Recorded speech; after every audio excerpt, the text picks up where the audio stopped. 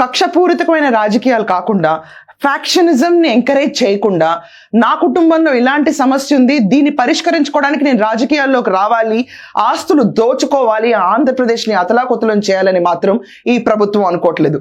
Yes, ఇది మంచి ప్రభుత్వమే. మంచి ప్రభుత్వానికి ఉన్న లక్షణాలన్నీ పుణికి పుచ్చుకున్న కూటమిని ప్రతి ఒక్కళ్ళు ఆదర్శనీయంగా తీసుకోవాలి. పాలిటిక్స్ లో ఉంటే గొప్పతనం కాదు, ప్రజల చేత ఇది మంచి ప్రభుత్వం అనిపించుకునేవాడే పర్ఫెక్ట్ నాయకుడు, perfect leader and perfect chief minister అవుతారు. ఫర్ దట్ మ్యాటర్ స్టేట్ అవనిండి, కంట్రీ అవనిండి, ఎవరికైనా కూడా ఒక పెద్ద దిక్కు ఎవరు అనుకుంటే ఒక మంచి ప్రభుత్వం అందించే నేత. ఈరోజు ఫ్యామిలీ పరంగా అన్న మాటలన్నీ విషయాన్ని పక్కన పెట్టి నా బాధ కాదు, రాష్ట్రంలో ఉన్న ఇమ్మీడియట్ నెసెసిటీస్ ఏంటి, డెవలప్మెంట్ ఏంటి, గ్రోత్ క్యాపిటల్ ఏంటి, దీని గురించి చేయాల్సిన పనులు ముందు పెట్టుకోవాలి. కానీ నాకు వచ్చిన బాధ రాష్ట్రం బాధ కాదు అనుకుని పక్క పెట్టిన వ్యక్తి వీళ్ళిద్దరు ఖచ్చితంగా నాయకులు కాదా? మంచి ప్రభుత్వానికి ఆదర్శనీయులు కాదా?